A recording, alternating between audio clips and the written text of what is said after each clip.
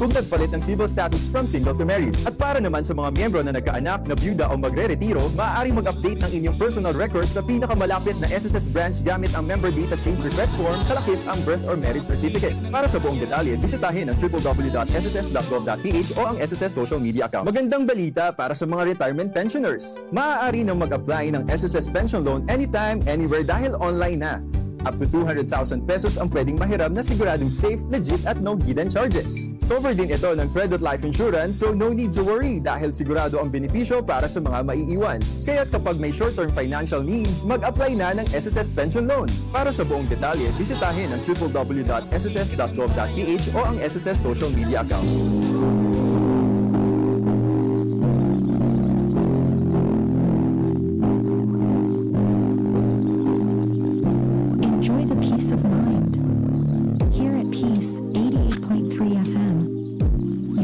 Radio, your peace friend forever.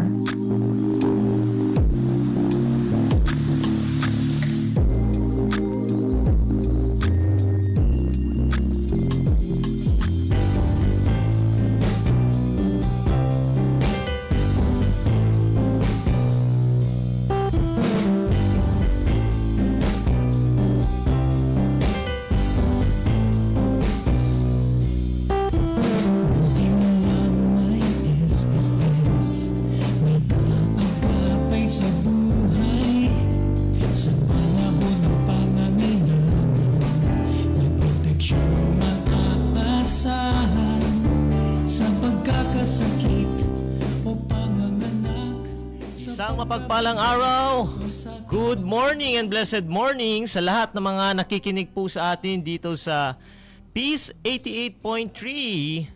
Wow, na wow tayo because nagbabalik po ang Social Security System para sa SSS Balikat ng Bayan program. Of course, ako pa rin ang inyong lingkod sa mga hindi pa po nakakakilala, sa mga naghahanap ng impormasyon sa SSS.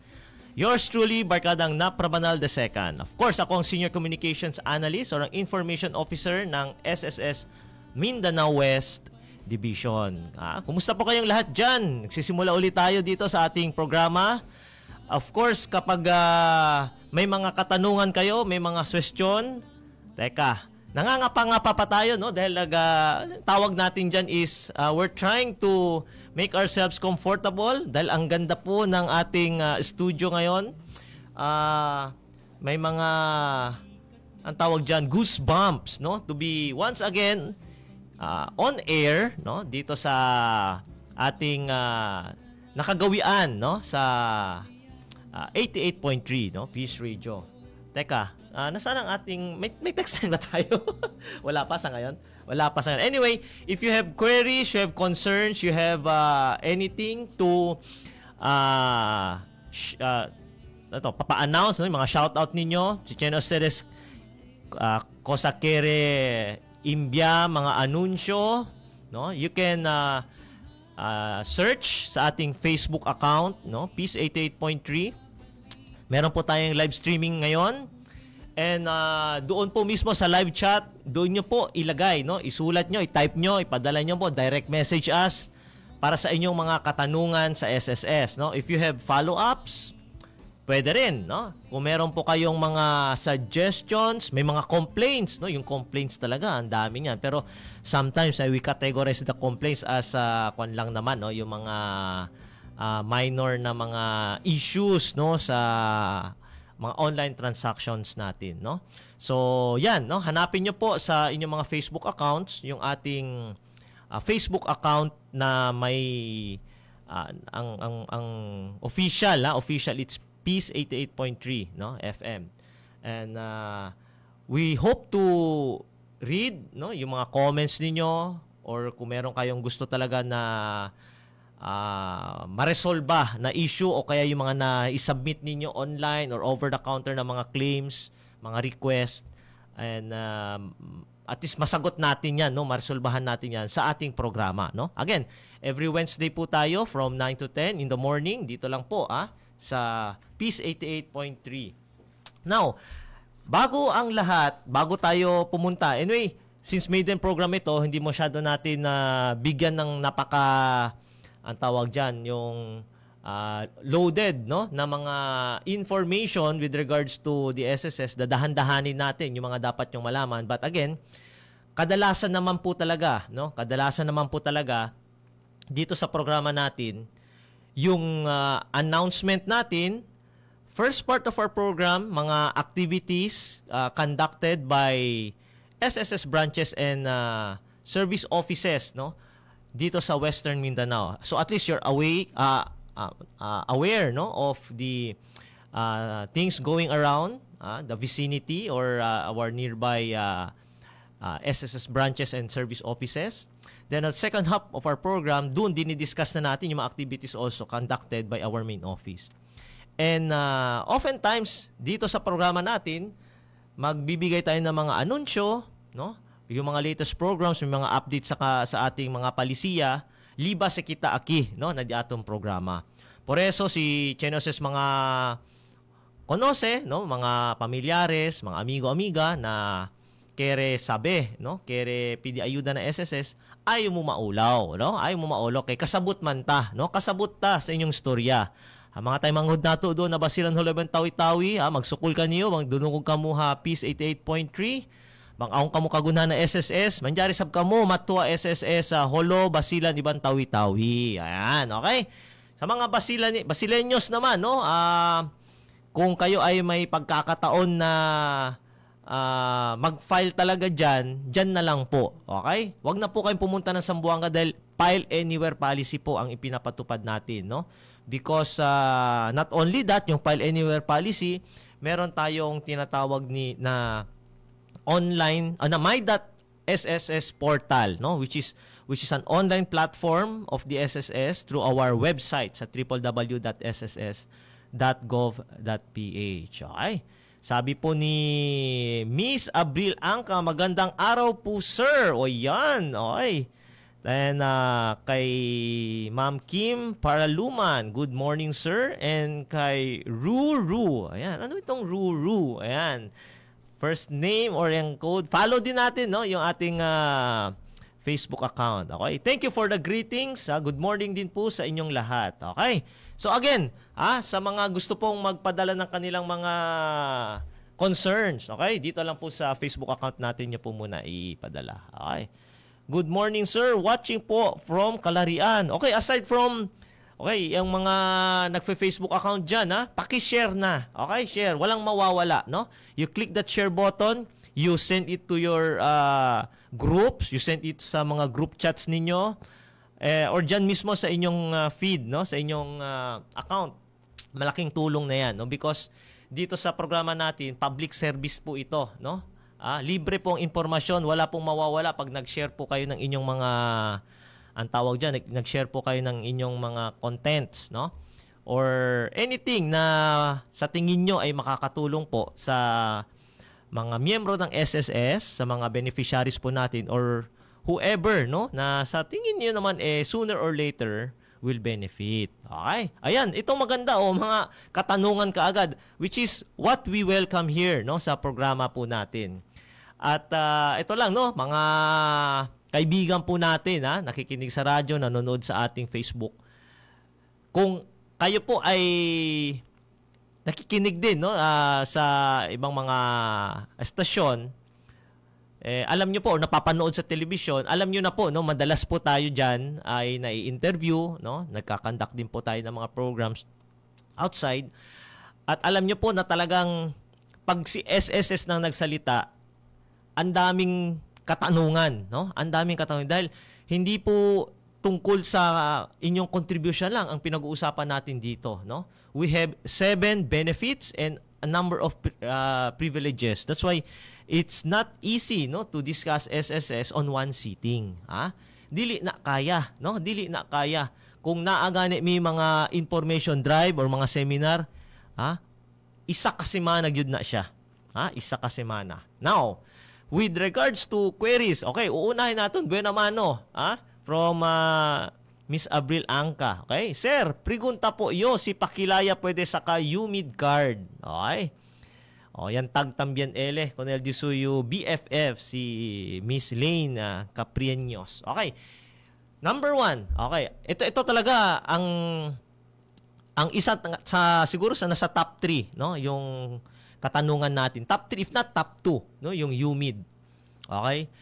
Yung UMID stands for Unified Multipurpose ID Card. Okay? Yan po yung ginagamit na ID system or yung physical card mismo kung tutuusin ng Social Security System at ng GSIS. Okay? And makikita nyo yung mga earlier produced cards, nandiyan dyan din po, naka-label, naka-print po si PhilHealth, Pag-ibig. Okay? Now, sa SSS po, that time, earlier, sa simula nung pagtanggap natin ng mga application for UMID and for the generation of it, no, ay, paano natin sasabihin yan, no, na regular, no, regular yung si SSS po, no, sa side ng private sector, si SSS po ang nag-facilitate, no, ng receipt of that application and the generation nito, no. Then sa workers in the government, si GSIS po ang bahala. Now, regular naman po nagkataon yung production, but because yung ating makina nag-overheat, no? May portion din sa kwarto niya kasi hindi lang yan isang machine na generate, no? Marami, no? Dumadaan yan sa isang proseso na maraming proseso, no? And there is one room na kung saan uminit, yung mga ganyan, no? So maraming nag-malfunction, no? There was a time, no? I think early 2018, something like that, no? So 18, 17, prior to that. Nandito pa ulit tayo, nagpo-programa na tayo, na-anunsyo na natin yan. So, there was suspension, no, of the production, no? Dahil po pag kayo po ay nag-apply for ID, hindi po katulad nung mga nasa kasamahan natin sa LTO, no? The ID can be generated right away, no? Or sa iba pa, no?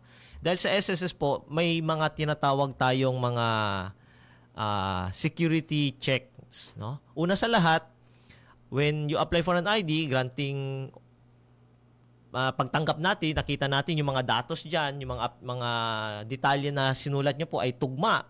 Okay naman, ay qualified because you are a permanent or yung record niyo sa SSS are okay, no? Yun pong yung form po ninyo, pipirmahan po natin at ipapadala natin doon sa kabilang kwarto na kung saan doon po nakaganap yung data capture. Ano yung data capture, no? If you hear us say data capture, yan na po yung hindi lang paglitrato physically ng inyong mga facial features, kundi pati lahat ng detalye, no? Like yung fingerprint scanning, no? Iris scanning, pagkukuha po ng inyong digital signature, and kasama na rin yan yung mga demographics ine-encode natin, no? Pagkatapos ng data capture, ibig sabihin yung mga datos na yan from yung information taken, no? Ginagawa na, sinasave natin yan digitally. Okay? Digitally, it gets stored in our system and may part ng ating proseso naman na kung saan ding gagawa natin ng mga physical cards yan at ibibigay po sa inyo. But with regards to application, nahinto na po because gagamitin natin eventually yung national ID. Okay? So, ano ang gagawin? Paano nyo malaman ang status, ang estado ng inyong mga ID? Ayan. Ito aaraw-arawin natin kung pwede. Or every time we'll have a program, we'll talk about this. Babanggit at babanggitin po natin ito. Alin yon? Yung po yung pagre-register nyo po online. Okay? Kasi dati pa, sinasabi na natin, di ba? You have to register online. Saan yung online? Pag sinasabing register online, walang iba kundi dyan lang po sa ating website sa www.sss.gov.ph. Okay, uulitin natin. Baka napabilis, no? www.sss.gov.ph. Huwag po kayong magkamali, ha? Gov stands for government, G-O-V, hindi .com. Okay? Once you're inside the website, hanapin nyo po yung my.sss portal. I-click nyo po yan, you create an account. Of course, kayang gawin yan kung kayo po ay miyembro na ng SSS. Okay? Pag hindi pa miyembro, edi you have to be a member first. At dyan mismo sa website natin, dyan po pwede po kayong mag-secure or kumuha ng SS number. Okay? Yung pinapagawa po natin na register online, yan po ay magkaiba sa pagkuha ng SS number. Okay? So, kung kayo po ay member ng SSS at hindi pa nakukuha, hindi pa natanggap yung inyong UMID, pero kayo po ay na-data capture na, nalitratuhan na, nakuha na ng digital signature, ng fingerprints, etc. Register sa my.ss portal. Once successful yan, log into your account. Huwag niyo pong i-share, ha? Huwag niyo pong pamigay yung inyong mga credentials. Difícil yan, malisod ya. Mucho scammer, ha? Mucho scammer aura, mucho mga tanpixer, ha? Huwag niyo pong ibigay. Then, check doon sa inyong information, sa details niyo yung status ng UMID card. At dyan mismo makikita nyo po kung readily available for pick-up na po or for generation pa at lahat pa po ng ibang mga possible status niya. Okay? Kung nakalagay dyan that you can already pick it up sa iyong servicing branch, okay? You can physically visit our office. You can send a representative provided, ayun ang provided, na meron po tayong authorization letter. Okay? Tapos, pag ma-pick up yan, edi pwede nyo nang ipagmalaki na may ID na po kayo. Okay? O ngayon, ang tanong naman, bago tayo mag-break, ang tanong ngayon, what if nasa ibang bansa, nasa ibang probinsya, syudad po kayo, at yung ID po ninyo ay nandito sa Zamboanga, paano yon? There are a few things that you can do, no?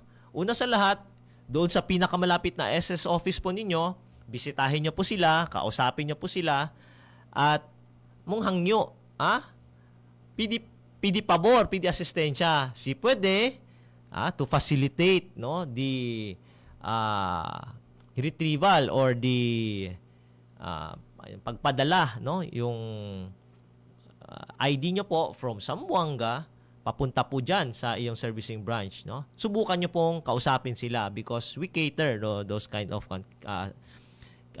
mga cases, no, mga concerns na ganyan. Kasi what if naman hindi na talaga kaya bumiyahe? Biro nyo, pupunta lang kayo ng Zamboanga, no, para kunin yung ID. Tapos pagpunta nyo po dito, holiday, long weekend, como mañana, hasta Biyernes. Holiday po tayo.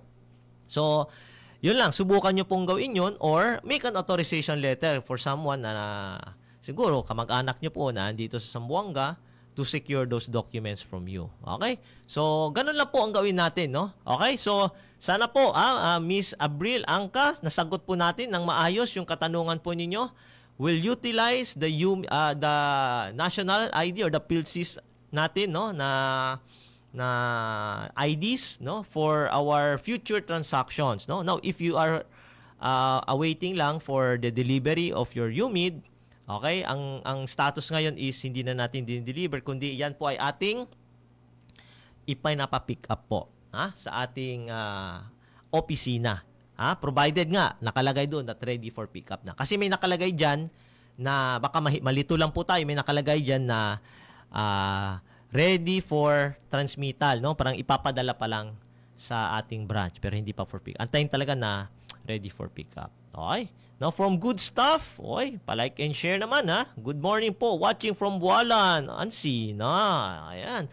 Layo Bualan, no? Sige, pabor man like and share, no, ang ating streaming for this morning para mucho pa ay aprende, no, na mga impormasyon del SSS ay hindi ustedes keda ignorante na di aton mga benepisyo. Huwag po kayong alis, magbabalik po ang SSS Balikat ng Bayan. This is DXWC 88.3 FM Peace Radio.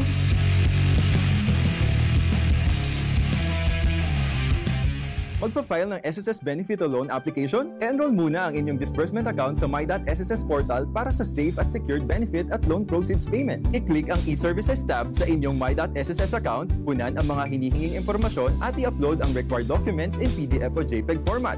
Malinaw, colored at hindi lalagpas sa 3 MB. Tandaan, ang pangalan ng i-enroll na account ay dapat kapareho na nakarehistro sa SSS. Para sa buong detalye, bisitahin ang www.sss.gov.ph o ang SSS social media account. Sapat na ba ang savings mo para sa iyong retirement? Habang bata pa, maging financially responsible. Umpisahan ang mag-contribute sa New Voluntary Provident Fund ng SSS, ang WIS Plus. Ang WIS Plus ay government guaranteed savings na affordable, may mataas na interest rate at tax-free earnings pa. Mag-invest na sa WIS Plus para siguradong plus din ang iyong future retirement benefit. Para sa buong detalye, bisitahin ang www.sss.gov.ph o ang SSS social media accounts.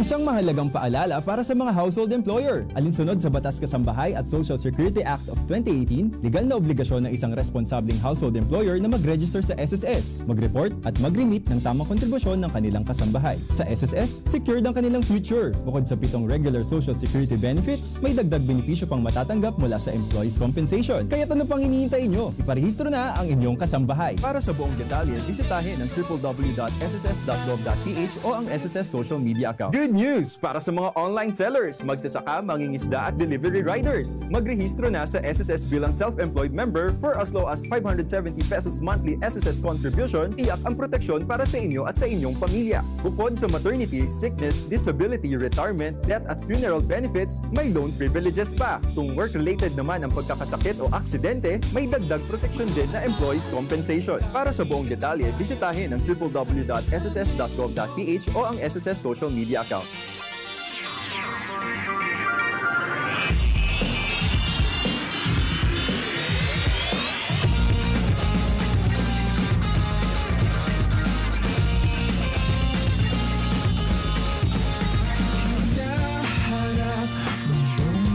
Bago, wala kurang sa bagong mga hamon.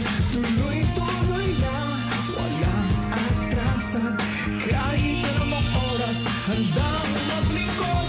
Extra, nandun sa landas, servisyo makabago. Extra, abot kamay, lagi lang dito. Extra, nandun sa landas, servisyo makabago. Extra, walang mamahin, ang SSS kagabay.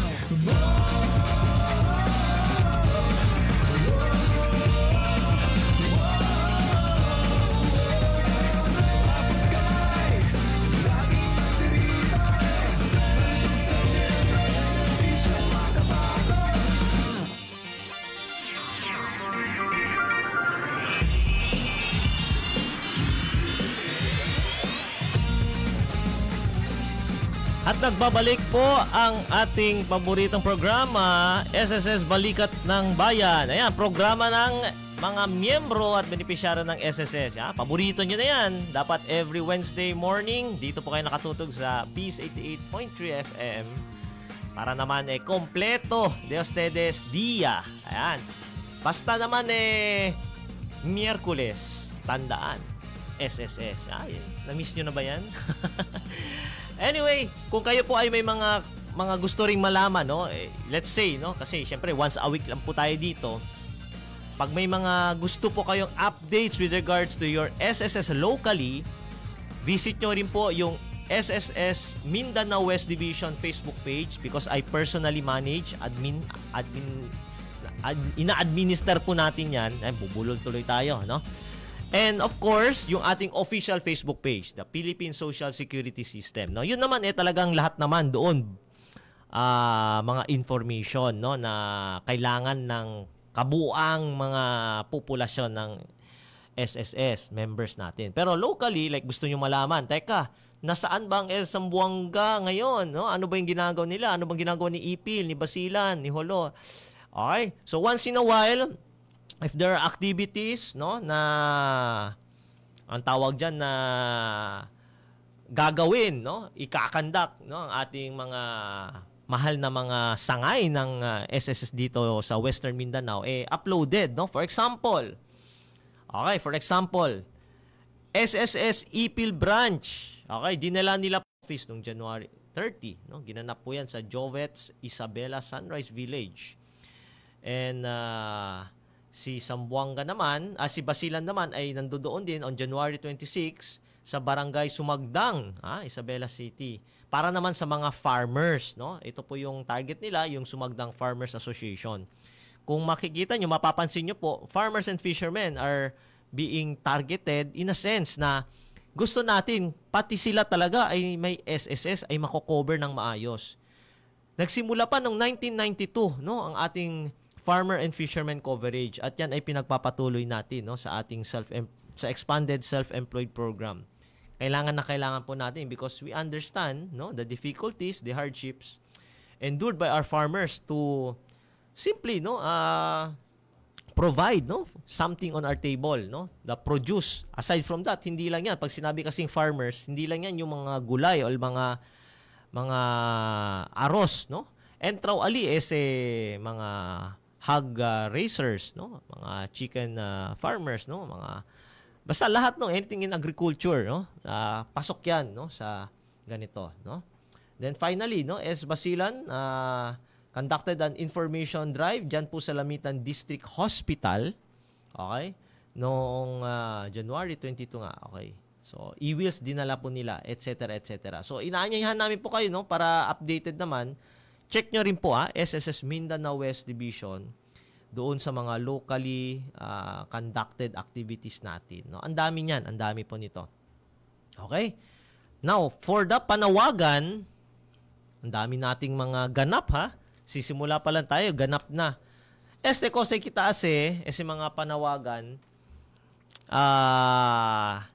we understand that gusto natin yung mga miyembro natin on time, no, or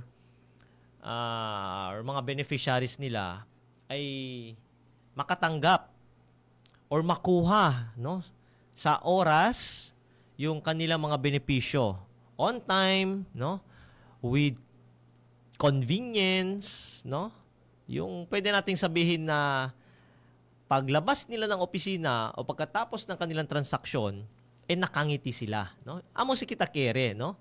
Si andaman to bisita na ito opisina, sale to ali na di aton edipisyo, alegre to, no. Kung may andalan tamen to, na bisita na dito yung paborito mall, no. O masinay to sen, nakita mo yung mga gusto mong bilhin, natuwa ka, no. May mga activities diyan. Umalis ka, umuwi ka, masaya. Yun yung gusto natin, no? Dahil bakit?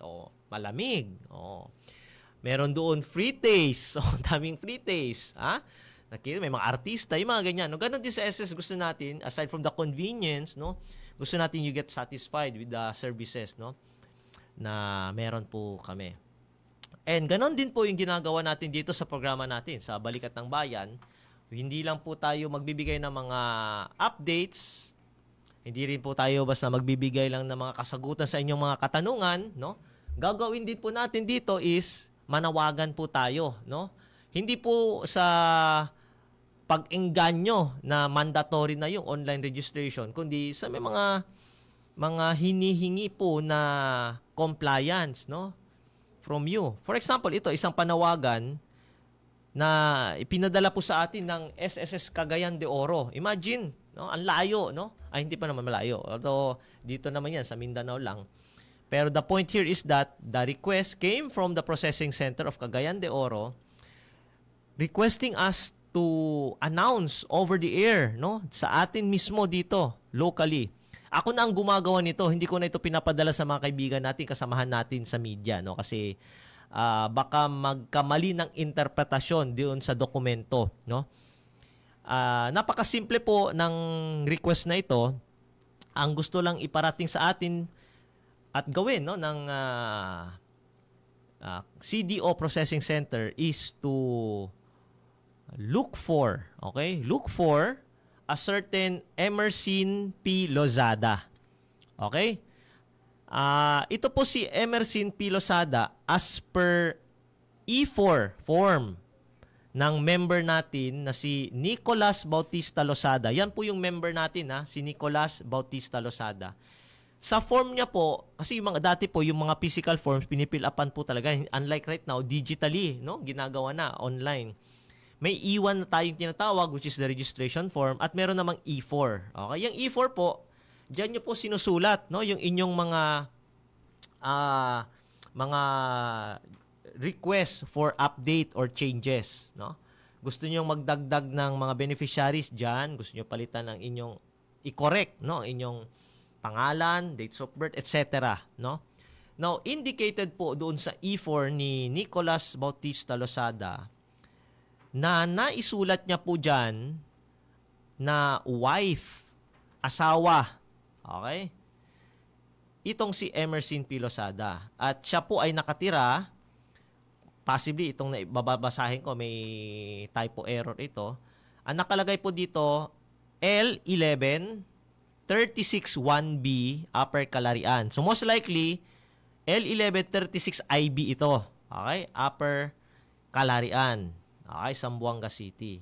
Ito yung last known address nila Emerson P. Losada. And possible, baka naman, kilala nyo siya at ang pangalan niya ay si Mercy. Okay? Baka palayong ginamit. Or si Lynn. Or si Sin. Or si Emer, ayan, or si Gagang. Ay, hindi natin alam, no? But the point here is that if the name sounds familiar at siya po ay nakatira dyan po sa 36IB, Calarian, malamang siya na po ito. Dahil po hinahanap siya ng SSS para mag-file para sa death benefits ng kanyang yumaong asawa na si Nicolas Bautista Losada. Okay, yun lang yung malungkot doon, no? Si Ginoong Nicolas po kasi ay namatay noong nakaraan na taon, no? January 4, 2023. Ang cause ng death, hindi natin alam, but the point here is that someone is also trying to file for the death benefit of the member. And upon checking the records of the deceased, yung nag-file, hindi pa po siya yung beneficiary. Hinahanap po kasi natin yung nakasulat doon na asawa, which is si Emerson P. Losada. Tandaan nyo po, pag pinag-uusapan natin ang filing of death benefits, inuuna po natin yung primary beneficiary, which is number 1, the legal spouse and minor child or children. Okay, yan po yung pinakauna na nabibigyan ng prioridad. So, dahil isinulat nga ito ni Nicolas na wife, itong si Emerson P. Losada, although nakalagay naman nga wife dyan, pero hahanapan din po natin siya ng marriage certificate or marriage contract to ensure na talagang legally married po sila. Okay? Now, kung hindi po mapatunayan na talagang legal na silang kinasal, papasok po dyan yung mga or kung wala rin mga minor children, papasok po yung secondary beneficiaries po natin, no? Which are the parents. So, hahanapin naman natin ngayon yung mga magulang ni Ginoong Nicolas Losada. Kung sila ay buhay, silang dalawa ay narito pa sa mundo, sila ang magfa-file at makakakuha ng benefits. Okay? Kung isa lang ang nabubuhay, isa lang po makakatanggap. Buong buo, no? Mapupunta sa kanya. Now, el pregunta, cosa pasa si no hay más el primary y el secondary beneficiary. Ayan. So, doon na po papasok yung ating tinatawag na designated. Okay? Designated beneficiaries or yung sinulat na po na miyembro. No? Yung L mismo, ito yung gusto ko. UST, querer te pone nombre del di mio uyab. Nombre del di mio vecinos. So, sila ang makakatanggap kung walang primary, walang secondary. Okay? So, in this case, hahanapin natin si Emerson. So, kung wala si primary, wala si secondary, at what if naman, pagpatuloy natin, walang nakalagay sa designated beneficiary, loner el miembro, introvert, walang kaibigan, hahanapin ngayon natin yung kanyang mga legal heirs. Problema yung SSS, no? Isulat nyo na dyan, isulat nyo na sa inyong mga form. Kasi mas maganda yon na kita agad, no, kung sino yung makakatanggap ng mga benefits po ninyo. Okay? So again, shout out na lang sa mga nakakilala, pakisabi na lang, Neng, pwede uwi dito yung nombre, anunsya alya na radyo na Peace 88.3, anunciador alya, si Napra Banal. Habla man kalya dispidia daw dito yung partner. Okay? Kaya direct to the point na, no? Sabihin nyo. At kayo po ay inaanyayahan, inimbitahan ng SSS na bumisita sa pinakamalapit na sangay nito para mag-file ng death benefits. Okay? Yan ay kung qualified nga po kayo. Okay? Gaya nga nasabi ko po, marriage certificate. Okay? Of course, bring yourself. Bring with you yung identification. Para talagang sigurado rin po kami na kayo po ito. Miss Emerson Pilosada, ohala ay tiene mga bisinos. Ay pwede uhi dito nombre. Pwede kuntigo relata el informasyon di aton. Ayan. Tan chabacano kita para klaro también. Kay pwede también taabla, no? Kay syempre, mesklawigat kita, di aton lengguwahe aki na syudad, de Zamboanga, City of Flowers. Latin City of Flowers. So, again, kung hindi po nyo alam anong gagawin, the first step to do, bisitahin nyo po ang SSS Zamboanga branch. Hanapin nyo po ako. Okay? Nap Rabanal. Okay? Yan na lang po. Huwag na natin pahabain yung pangalan natin. Magmumukha tayong vintage niyan. At saka baka si Papa ko ang makakausap ninyo. So, ganun lang Ganun lang ka-simple po. Okay? So, kasi may nakalagay din dito, baka kilala nyo po, no? From Surigao del Sur, Tago, yung possible na magfa-file pa nga nito no? Si Rosenda Quijada Lozada, no? So, nag-aantay lang po ito, no? ng siguro a certain period of time to galing po ang report, galing po sa akin na I have been announcing this, no? Then, magdi-decide na rin po ang ating CDO, Processing Center, kung magre-resume na sila sa pagpo-process at ibibigay, no? At i-ignore na nila yung primary, no? Beneficiaries. Okay? So, dyan, yun yung ating announcement. Kwan na lang, no? Patapos na rin ating programa. Yung napakabilis na lang siguro na mga dapat yung tandaan. Sa lahat po ng ating mga miyembro na hindi pa po nag-annual confirmation of pensioners or ACOP, okay? Ano ba yung ACOP? Para po yan sa ating mga retiree pensioners, death pensioners or survivor pensioners and disability pensioners. Of course, may mga kategorya yan sila, but again, kung hindi pa po kayo nakakapag-comply sa inyong ACOP, dahil dapat at least isang beses lang naman, no? Isang beses kada taon, you have to report to the SSS to inform us, no? Through those ACOP form. Sasabihin nyo lang na, SSS, ito ang form ko, isasubmit ko, buhay pa po ako. Kung kayo po ay retiree pensioners, residing abroad, pasok yan, residing in the Philippines na 80 and above, okay? Excuse naman kasi pag hindi pa kayo umabot ng 80 years old. Okay, i-confirm natin dito. Ang dami nating kodigo. Ayan. Okay. Sino-sino ang sakop ng ACOP program? Ang mga pensioners na kinakailangang mag-comply sa ACOP ay ang mga sumusunod. Number 1, retirement pensioners na naninirahan sa Pilipinas na may edad 80 or 80 taon pataas mula Marso 2024. Okay? Retiree pensioners na naninirahan abroad. Yan ang mga required. Total disability pensioners required. Death and survivor pensioners required. Okay? Dependent children sa ilalim ng guardianship required. Okay? So please comply with the annual confirmation of pensioners. Kung maaari lang before yung month of birth ng member. Okay? Ang target natin dito, birth month ng member. Hindi po ng surviving spouse. So, kung ang member na nag-retire ay sa March, so dapat by March, complied na siya. Kung ang birth month ng namatay na miyembro ay September, dapat by September, complied na siya. Kung yung disabled pensioner naman ay sabihin na natin October, dapat by October ay complied na siya. Okay? Especially, targeted din natin dito yung mga residing abroad. Kasi ang hirap mag-comply, no? So, you have to submit electronically your compliance. And attach nyo po dyan, okay, yung form.